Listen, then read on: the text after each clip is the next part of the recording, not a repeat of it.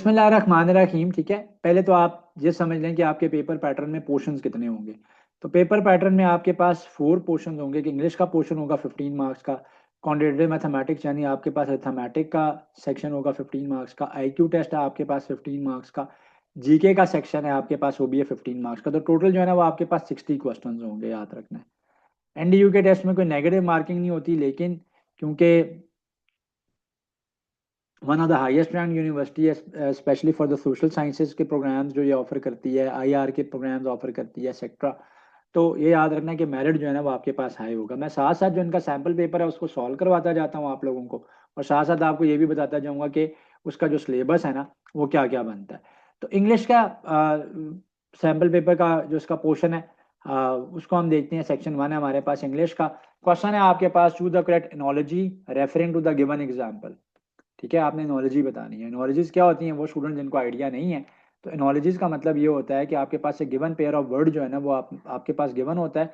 आपने logically check करना होता है कि जो गिवन पेयर ऑफ वर्ड्स है आपके पास, यहाँ पे प्रोवाइडेड है आपके पास, इसका क्या बनता है, इनका आपस में रिलेशनशिप क्या बनता है, क्या वो एक दूसरे के ऑपोजिट हैं या कोई और रिलेशनशिप है उनके बीच में, एक दूसरे के सिनोनिम्स हैं, या कलेक्टिव नाउन का रिलेशनशिप बनता है, यूजेज का रिलेशनशिप बनता है। वो रिलेशनशिप स्टैब्लिश करके आपने क्लोजेस्ट पेयर ऑफ वर्ड जो है ना वो नीचे उसके ऑप्शंस में से ढूंढना होता है कि कौन सा बनेगा।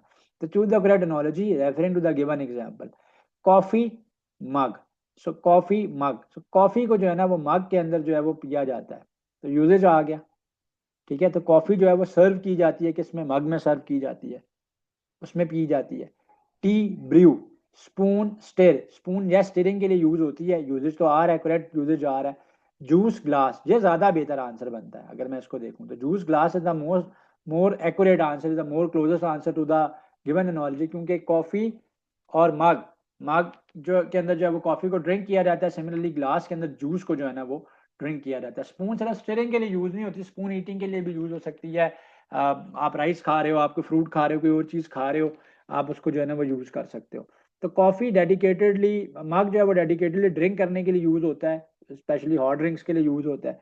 ग्लास वगैरह में आप जूसेस वगैरह को ड्रिंक करते हो या सर्व करते हो, तो ये ज्यादा एक्यूरेट आंसर है। तो सेकंड जो क्वेश्चन है वो एग्जाम्पल में, यहाँ पे सैम्पल पेपर में एज एन एग्जाम्पल गिवन है कि she was so tired that she decided to take a dash, nap, walk, phone call, coffee, cake. ठीक है, जब आप थके हुए होते हैं तो आप रेस्ट करते हैं। सो नैप का मतलब क्या होता है कि जब आप एक कोई शॉर्ट स्लीप लेते हो, उसको आप कहते हो कि I am taking a nap. तो अपनी एनर्जी को बूस्ट करने के लिए आप क्या करते हो, एक शॉर्ट स्लीप लेते हो। वो शॉर्ट स्लीप क्या कहलाती है, नैप कहलाती है। तो शी वॉज सो टायर्ड, तो अब हमने जो यहाँ पे वर्ब इंसर्ट करना है, वो अकॉर्डिंग टू यूजेज जो इंसर्ट करना है हमने, उसके अंदर ये है कि she was so tired that she decided to take a nap, she decided to take a short sleep. ठीक है, तो इसने जो है ना एक शॉर्ट स्लीप जो है ना वो लेने का फैसला किया, तो नैप आएगा यहाँ पे word. Linda dash a vegetarian 3 years ago after watching a documentary on animal rights and she dash meat since then. Linda जो है ना वो उसने एक डॉक्यूमेंट्री देखी है, वेजिटेरियन बन चुकी है और अब वो मीट वगैरह जो है ना वो नहीं खाती है। तो लिंडा हैड बिकम डजंट ईट, ये तो नहीं हो सकता, ग्रामेटिकली इनकरेक्ट है। वॉज बिकमिंग अ वेजिटेरियन, अब 3 ईयर पहले वो हो चुके ना वेजिटेरियन, तो इसलिए ये भी नहीं हो सकता। वुड बिकम तो फ्यूचर के लिए, did not eat. So Linda became, Linda became, Linda नामी जो खातून है वो वेजिटेरियन हो चुके हैं। वेजिटेरियन लोगों को कहते हैं कि जो कि मीट वगैरह नहीं खाते, ठीक है, या एनिमल प्रोड्यूस नहीं खाते। After watching a documentary on animal rights, animal rights के ऊपर उसने जब से डॉक्यूमेंट्री देखी है, and she hasn't eaten meat since then, तो she hasn't eaten meat since then. ठीक है, सो बिकेम यहाँ पे है वो यूज मैंने इसलिए किया कि सिंपल पास्ट टेंस होगा। ठीक है, तो एक्शन कंप्लीट हो रहा है ना, पास्ट में हो चुका है, कंप्लीट हो चुका है, पास्ट में कंप्लीट हो चुका है। तो ये प्रेजेंट परफेक्ट बता रहा है कि अभी भी उसने अभी तक दोबारा गोश्त नहीं खाया कभी। ठीक है, तो अभी तक उसकी ये हैबिट बरकरार है, चल रही है। तो इंग्लिश के सेक्शन में आपके पास याद रखना है कि 15 क्वेश्चन हैं, और उन क्वेश्चन का सिलेबस क्या है मैं आपको दोबारा बता देता हूँ। कि पहला तो ये है कि उसके अंदर आपने एनोलॉजीज को ऐड करना है, देख लेना है कि एनोलॉजीज आती हैं आपके पास। सेकेंडली आपने याद रखना है कि आपके पास पेपर के अंदर जो है ना, जो था कि आपने correct form of verb insert करनी है आपने, और सेंटेंस कंप्लीशन आएगी आपके पास अकॉर्डिंग टू मीनिंग। तो वोकैबलरी बिल्डअप करेंगे तो आप इंग्लिश के पोर्शन को कवर अप कर सकेंगे, और इंशाल्लाह 100% जो है ना आप अपने टेस्ट में इंग्लिश के पोर्शन में मार्क्स ले सकेंगे। आगे चलते हैं अब हम लोग, ठीक है जी। सो नेक्स्ट जो हमारे पास सेक्शन है वहाँ पे अरिथमेटिक का सेक्शन है। याद रखना है पेपर के अंदर ना 15 क्वेश्चन होंगे। सैम्पल पेपर के अंदर सिर्फ क्वेश्चन दिए जाते हैं just to give you an idea कि पेपर की डिफिकल्टी क्या होती है, सिलेबस क्या होता है, या सब्जेक्ट कौन कौन से इंक्लूडेड होते हैं। तो इसलिए सिर्फ 3 क्वेश्चन यहाँ पे एडेड है। तो वैसे 15 क्वेश्चन इंग्लिश के होंगे। इसमें हर सेक्शन के जो है ना 15 क्वेश्चन है, टोटल 60 मार्क्स का आपका ये पेपर होता है। Look at the series. अब मैथमेटिक का आपके पास क्वांटिटेटिव मैथमेटिक्स यानी बेसिक मैथमेटिक्स का पोर्शन आ गया आपके पास। कह रहा है सीरीज को देखें और बताएं कि what number should fill the blank. So पहले आपके पास 8 और 22, फिर है आपके पास 8 और 28, और फिर एंड दोबारा 8 है। तो नेक्स्ट जो है ना नंबर आपके पास क्या आएगा। तो अगर आप देखो तो इसमें 2 सीरीज चल रही है। एक तो 8 की ना रेपिटेशन हो रही है, 8 जो है ना वो रिपीटेडली पड़ा हुआ है। 8 तो कंसिस्टेंट है, यानी 8 और फिर कोमा 22, फिर दोबारा 8 आता है एक, फिर 28 आता है, फिर दोबारा 8 आता है। अब नेक्स्ट क्या आएगा हमने ये बताना है कि ब्लैंक कैसे फिलअप होगी। तो 8 तो रिपीटेड चल रहा है, फर्स्ट पोजीशन के ऊपर था, फिर थर्ड के ऊपर था, फिर फिफ्थ के ऊपर था, यानी सीरीज बीच में ये चल रही है, और 8 की रेपिटेशन जो है ना वो साथ साथ चल रही है। तो 8 फिर सीरीज, ठीक है, फिर 8 फिर सीरीज, फिर 8 फिर सीरीज। तो 8 का नंबर तो रिपीट हो रहा है बीच में। तो 22 से ये 28 बन गया एक डिजिट के गैप के बाद, तो 8 की रेपिटेशन के बाद। सो 22 से 28 जाने के लिए उसमें क्या ऐड हुआ है, 6 ऐड हुआ है। तो इन सीरीज में नंबर एक दूसरे से जब आगे जा रहे होते हैं तो कुछ चीज़ ऐड हो रही होती है, सब्ट्रैक्ट हो रही होती है, मल्टीप्लाई या डिवाइड समटाइम हो रही होती है। यूजली जो है ना वो एडिशन या सब्ट्रैक्शन होती है। तो 22 से 28 बना। अब 28 में आगे नेक्स्ट नंबर तो 8 आ गया, अब 8 के बाद वो नंबर आना है। तो 3 जो है ना 8 आ चुके हैं। अब नेक्स्ट दोबारा उस नंबर की बारी है। तो 28 में क्या ऐड होगा, 28 में 6 ऐड होगा, तो आंसर जो है ना वो 34 आएगा। तो 28 में 6 ऐड होगा तो आंसर जो है ना वो क्या आएगा हमारे पास, आंसर जो है वो यहाँ पर हमारे पास 34 आंसर आ जाएगा हमारे पास। ठीक है। अब नेक्स्ट है मेरे पास क्वेश्चन नंबर 5 है। क्वेश्चन नंबर 5 में हमारे पास गिवन है कि 6x प्लस 9y की जो वैल्यू है डैट इज इक्वल टू 8, और हमसे वैल्यू पूछी गई है 2x प्लस 3y की वैल्यू जो है ना वो एग्जामिनर हमें कह रहे हैं कि बता दें कि 2x प्लस 3y की वैल्यू क्या आएगी। तो एक इक्वेशन है, दो वेरिएबल्स हैं, हम क्या करेंगे यहाँ से 3 को जो है ना वो कॉमन ले लेंगे। जब मैं 3 को यहाँ से कॉमन लूंगा तो 3 कॉमन ले लूंगा, जब 6 में से 3 कॉमन चला जाएगा आ जाएगा 2x, 9 में से 3 कॉमन चला जाएगा आ जाएगा 3y इज इक्वल टू 8। 3 जो यहाँ पर मल्टीप्लाई हो रहा है नीचे जाकर क्या हो जाएगा, डिवाइड हो जाएगा। तो आंसर आ जाएगा 2x plus 3y is equal to 8 divided by 3। So 2x plus 3y की वैल्यू क्या आ गई है, 8/3 आ गई है। तो ऑप्शन डी जो है ना वो यहाँ पर मेरे पास क्या आ जाएगा, राइट चॉइस आ जाएगा। सो राइट चॉइस मेरे पास क्या बनेगा, ये बनेगा option D, 8/3। Fawad is 12 years old. For 3 years he has been asking her parents, वैसे फवाद तो बॉय का नाम है, ठीक है, तो हिज पेरेंट्स होना चाहिए था। For a dog his parents, basically question को पिक किया जाता है सैम्पल पेपर में, डिफरेंट बुक्स में से फिर नाम चेंज किया हो गया होगा। यहाँ पे asking his parents for a dog, ठीक है। तो पिछले फवाद जो है वो 12 साल का है, और तकरीबन पिछले 3 साल से वो अपने पेरेंट्स को ये कह रहा है कि वो उसने एक डॉग जो है ना वो पेट रखना है। His parents have told him that they believe a dog would not be happy in an apartment. तो हमें ये पता चल रहा है कि उसके पेरेंट्स एक अपार्टमेंट में रहते हैं, और वो उसको ये कह रहे हैं कि डॉग जो है ना वो अपार्टमेंट में हैप्पीली नहीं रहेगा। But they have given him permission to have a bird. हाँ, उन्होंने उसको ये परमिशन दे दी कि वो कोई परिंदा रख सकता है। Fawad has not yet decided what kind of bird she would like to have, ठीक है, यानी फवाद ने अभी तक ये डिसाइड किया कि वो किस तरह का बर्ड जो है वो रखना चाहेगा। अब हमने ऑप्शन में ढूंढना है कि कौन सी ऑप्शन हमें एक्यूरेटली पता चल रही है कि Fawad has not yet decided what kind of bird she would like to have. Yes, Fawad parents like birds better than they like dogs. ये उनका ओपिनियन है कि डॉग वहाँ पे खुश नहीं रहेगा, बर्ड रख लो, क्योंकि हम अपार्टमेंट में रहते हैं। पेरेंट्स को बर्ड्स पसंद है या नहीं पसंद इसके बारे में हम कोई एक्यूरेटली नहीं कह सकते। फवाद डजंट लाइक बर्ड्स, ये भी हमें नहीं पता चल रहा, क्योंकि फवाद ने तो डॉग की रिक्वेस्ट की है अपने पेरेंट्स से, लेकिन पेरेंट्स ने उसको एडवाइस किया कि वो परिंदा रख ले, क्योंकि हम अपार्टमेंट में रहते हैं। Fawad and his parents live in an apartment, ये बात तो बिल्कुल ठीक है, लेकिन डिसीजन जो है ना अभी तक वो इस पर नहीं हो सका। वैसे ये क्वेश्चन उन्होंने कहीं से कॉपी पेस्ट किया है अपने सैम्पल पेपर में, इसको कम्प्लीटली ऐड कर देते तो ज़्यादा बेहतर था कि ये क्या बनता है। तो मेरा ख्याल है कि बेहतर आंसर जो है ना वो यहाँ पे ऑप्शन ए बनता है कि अभी तक वो ये डिसीजन नहीं ले सका कि बर्ड तो वो लेगा, खरीदेगा, लेकिन वो कौन सा बर्ड बर्ड बाय करेगा। एक तो हमें इसके बारे में नहीं पता, बाकी हमें इसके बारे में भी नहीं पता कि उसके पेरेंट, ये भी हमें एक्यूरेटली पता है कि उसके पेरेंट्स जो है ना वो अपार्टमेंट में रहते हैं। तो बहरहाल इसमें कोई इंस्ट्रक्शन मेंशन नहीं है कि क्वेश्चन में करना क्या है, पेपर के अंदर तो डेफिनेटली वो मेंशन होंगी। तो अब हम देख लेते हैं कि अरिथमेटिक के अंदर हमने क्या सिलेबस करना है। तो इसके अंदर हमने सीरीज देखनी है, ठीक है। सेकेंडली इसमें हमने परसेंटेजेस देखनी है। मैं आपको बाकी भी जो उनके प्रीवियस एग्जाम्स हैं उनकी बेसिस के ऊपर बता रहा हूँ, जो प्रीवियस ईयर में स्टूडेंट्स मेसेज की प्रिपरेशन करते रहे हैं। और फिर वो जब टेस्ट दे के आते हैं तो उनसे क्वेश्चन पूछेंगे क्या क्या आते हैं उसमें। अलजबरा वगैरह आपने देखना है, ठीक है। परसेंटेजेस हैं, सीरीज हैं, अलजबरा को देख लेना है आपने, उसकी बेसिक्स को, इक्वेशंस की सॉल्विंग को, ये हो गए। फिर क्या हो गया आपके पास, इंट्यूशन और लॉजिक के क्वेश्चंस को आपने देखना है थोड़ा सा, ठीक है। उसके अलावा आप जो है ना इसके अंदर मैं ये कहूँगा कि रेशियो प्रोपोर्शंस को भी लाजमी देख लें। एंड इसके साथ साथ जो है ना वो आप बेसिक शेप्स के एरियाज और उनके पेरीमीटर्स को भी देख लें। स्क्वायर, सर्कल, रेक्टेंगल हो गया, सर्कल का सर्कमफेरेंस होता है, पेरीमीटर नहीं होता। तो ये देख लेते हैं। और अगर आपकी बेसिक मैथमेटिक्स स्ट्रॉन्ग है तो आप अरिथमेटिक के सेक्शन में ना 15 आउट ऑफ 15 मार्क्स ले सकते हो। बड़ा क्रूशल सेक्शन है, अगर इसमें पूरे पूरे नंबर आ जाएं तो आपको बहुत बड़ा बूस्ट मिल जाएगा आपके इंटरेस्ट स्कोर के अंदर इंशाल्लाह। नेक्स्ट क्वेश्चन आ गया जी।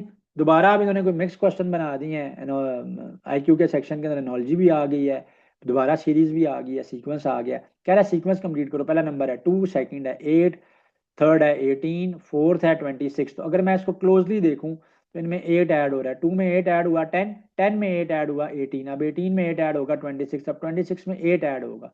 सो 26 में 8 ऐड होगा तो वो क्या आएगा, वो 34 आ जाएगा। तो वो 34 आ जाएगा। Book is to reading, book जो है ना वो रीडिंग के लिए इस्तेमाल होती है, बुक को पढ़ा जाता है। तो फोर्क किस लिए इस्तेमाल होगा, ड्राइंग के लिए तो होता नहीं है, राइटिंग के लिए नहीं होता। स्टेयरिंग के लिए स्पून होती है, ईटिंग के लिए यूज होता है। Which of the following can be arranged into a 5 letter English word, कौन सा जो है ना इसमें से एक 5 लेटर इंग्लिश वर्ड बनाता है। तो ये तो कोई सेंस नहीं बना रहा, ये भी नहीं बना रहा, ये भी नहीं बना रहा, ये बनता है, ये बनता है LIARS, लायर्स। बल्कि ऐसे एक और वर्ड भी बनता है, रेल्स, RIALS, रेल्स, ठीक है। तो रेल्स का भी वर्ड बनता है, लायर्स का भी वर्ड बनता है, बल्कि रेल्स में मैं गलत लिखी हूँ, स्पेलिंग RAILS होता है। तो IQ में इस तरीके की चीजें होंगी, वर्बल रीजनिंग आप इसको कह सकते हो।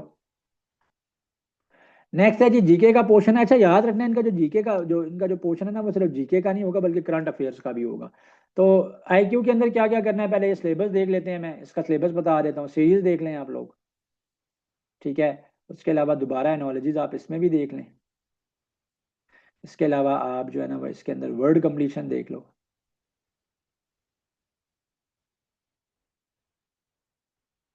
फिर उसके अलावा आप इसमें लॉजिकल स्टेटमेंट्स देख लो, जो एनालिसिस करने वाली एनालिटिकल सिनेरियो बेस्ड चीज़ें होती हैं।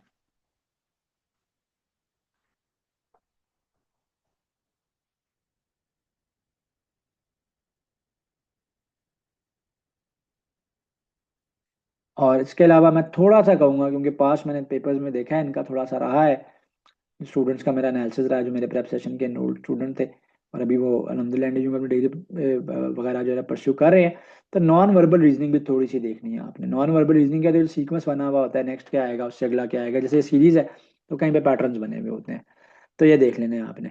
अच्छा, अब नेक्स्ट है हमारे पास general knowledge and current affairs के लिए का सेक्शन है। तो मैंने बताया कि सिर्फ जीके का पोर्शन नहीं है, करंट अफेयर्स है। इसका सिलेबस क्या होगा, सब कुछ ही इसका सिलेबस है, फैक्चुअल नॉलेज है, कुछ भी आ सकता है, कहीं से भी आ सकता है। एक मेरी एडवाइस आप सबको ये होगी कि जो मैंने लैट के लिए एक जीके की कंपाइलेशन बनाई हुई है तकरीबन 450 वर्ड्स की, उसको आप जो है ना वो लाजमी देख लें, ठीक है। वो आपको मैंने प्रोवाइड कर दी, आप इसको लाजमी देख लें। 450 MCQs की, वर्ड तो नहीं कहेंगे, वो एक आपको थोड़ा सा हेल्प आउट करेगा, ठीक है। तो कह रहा है कि अब ये वैसे थोड़ा सा इन्होंने ज़्यादा ही डिफिकल्ट क्वेश्चन ऐड कर दिया है। In December 1971 general Yahya was remove from power after staying in power for, तो 1971 में जनरल याजा को पावर से जब निकाला गया था तो वो कितने अरसे तक पावर में रहे थे। तो याद रखिएगा दिसंबर 1971 में बड़ा अनफॉर्चुनेट इंसिडेंट हुआ था और जो पाकिस्तान है, ठीक है, वो दो टुकड़ों में तकसीम हो गया था। एक आज का मौजूदा पाकिस्तान रह गया था और जो हमारा ईस्टर्न पार्ट था, ईस्ट पाकिस्तान जो था, वो एक अलहदा कंट्री बन गया था, बांग्लादेश। ठीक है। तो वो बांग्लादेश जो है ना वो बन गया था, और वो एरिया जो है वो हमसे अलहदा हो गया था। जनरल याह्या खान जो वो द सेकंड जो मार्शल लॉ था मुल्क में, वो भी जनरल याह्या खान ने ही इम्पोज किया था। और जो फर्स्ट मार्शल लॉ था वो प्रेसिडेंट जो थे, लास्ट गवर्नर जनरल पाकिस्तान के पहले प्रेसिडेंट जो थे सिकंदर मिर्जा, उन्होंने इम्प्लीमेंट किया था। थोड़े दिनों के बाद, 11-12 दिनों के बाद, सिकंदर मिर्जा को भी रिमूव कर दिया गया था पावर से, और अयूब खान जो थे वो मार्शल एडमिनिस्ट्रेटर बन गए थे, बाद में वो फील्ड मार्शल भी बने थे और प्रेसिडेंट भी बने थे। बल्कि क्वेश्चन ये भी आ सकता है कि 1962 का जो फॉर्म ऑफ जो कॉन्स्टिट्यूशन था वो किस फॉर्म ऑफ गवर्नमेंट को सपोर्ट करता था, तो वो प्रेसिडेंशियल को करता था। तो वो प्रेसिडेंशियल फॉर्म ऑफ गवर्नमेंट को सपोर्ट करता था। तो बहरहाल वापस आते हैं इस क्वेश्चन के ऊपर। तो अयूब खान जब टेन्योर एंड हुआ, तो जाते जाते वो जो मुल्क की भाग दौड़ थी वो याह्या खान के हाथ में थमा के चले गए। तो जनरल याह्या खान जो थे वो अप्रॉक्सीमेटली 33 मंथ्स का पीरियड बनता है, ये पावर में रहे थे। दिसंबर 1971 में इनको निकाला गया था, और पावर जो थी इनको अयूब खान ने ट्रांसफ़र की थी मार्च 1969 में। तो 1969 से लेकर 1971 तक ये रहे थे। Which one of the following projects can be a game changer for Pakistan economy? Wind energy production, no. China Pakistan economic corridor जो है, इसके तहत पाकिस्तान में पोर्ट्स बन रही हैं, ग्वादर पोर्ट की जो डेवलपमेंट है, ठीक है, रोड्स की जो डेवलपमेंट है, मोटरवेज बन रहे हैं, इंडस्ट्रियल जोन बन रहे हैं। ये जो भी आपने देखा ना कि रिसेंटली पाकिस्तान में पिछले 4-5 सालों में बहुत ज़्यादा ऑटोमोटिव रेवोल्यूशन आया है, ठीक है। ऑल्दो वो ऑटोमोटिव रेवोल्यूशन जो है ना वो सिर्फ टारगेट कर रहा है उन गाड़ियों को जिनकी प्राइस ही कोई स्टार्ट होती है 80-90 लाख पे जाके मिनिमम। तो ये जो इतनी सारी कंपनीज आ गई, पहले तो हमारे पास सिर्फ टोयोटा सुजुकी और होंडा का ऑप्शन था, तो फिर होंडाई आई और बहुत सारी कंपनीज आई हैं, किया वगैरह आ गई, फिर चाइनीज जाइंट्स बहुत सारे आए हैं, BYD से लेके MG अब चाइनीज ओन्ड है, एक्सेट्रा। तो ये सारे के सारे भी सीपेक के अंडर ही जो है ना इन्होंने एक इकोनॉमिक जोन जो है वो स्टैब्लिश किए हैं, अपने जो प्लांट्स हैं वो लगाए हैं, ठीक है, कार प्रोडक्शन के। तो चाइना पाकिस्तान इकोनॉमिक कॉरिडोर जो है ना वो सीपेक के लिए स्टैंड करता है। So China Pakistan economic corridor, CPEC, ये पाकिस्तान की इकोनॉमी के लिए बड़ा ही एक गेम चेंजर प्रोजेक्ट है। Eliminating carbon emission will help us to control pollution, लेकिन ये आपने याद रखना है कि जो है इकोनॉमी की बात हो रही है पाकिस्तान की, तो सीपेक बनता है। Karl Marx believed social structures evolve out of supply and demand, no. Enlightenment, no. Competition, तो उसने कहा था कि सोशल स्ट्रक्चर जो है ना वो निकलते हैं कंपटीशन की। जब दो चीज़ों में कंपटीशन होगा तो नए सोशल स्ट्रक्चर जो है ना वो डेवलप होंगे। कार्ल मार्क्स जो था ना वो उसकी जो थ्योरी थी ना वो मटेरियलिज्म के ऊपर सजेशन देती थी, conflict and competition between classes, ठीक है। तो ये याद रख लेना आप। तो ये है। और Daesh is an extremely oppressive government that seeks to control all aspects of its citizens' lives. Oligarchy, नहीं। टोटलिटेरियन डिक्टेटरशिप, सो डिक्टेटरशिप में क्या होता है, डेमोक्रेसी में तो क्या होता है कि लोग government of the people by the people होते हैं। डिक्टेटरशिप उसका टोटली ऑपोजिट होता है, ऑप्रेसिव गवर्नमेंट होती है, सारा कंट्रोल उनके पास होता है, और वो डिसाइड करते हैं टोटली के सिटीजन के साथ क्या होगा। तो थोड़ा सा ये देख लेना कि इनका जीके का portion out of the box questions भी हैं, और थोड़े से क्वेश्चन जो है ना वो थ्योरेटिकल भी हैं, डिफरेंट थ्योरी से हैं। तो वो बच्चे शायद जिन्होंने पहले सोशियोलॉजी या साइकोलॉजी वगैरह अपने अंडरग्रेड में पढ़ी हुई है, मे बी उनको ये शायद आसान लगे, लेकिन if you are coming from a pre medical, pre engineering और analysis background, so this portion will be a bit difficult for all of you.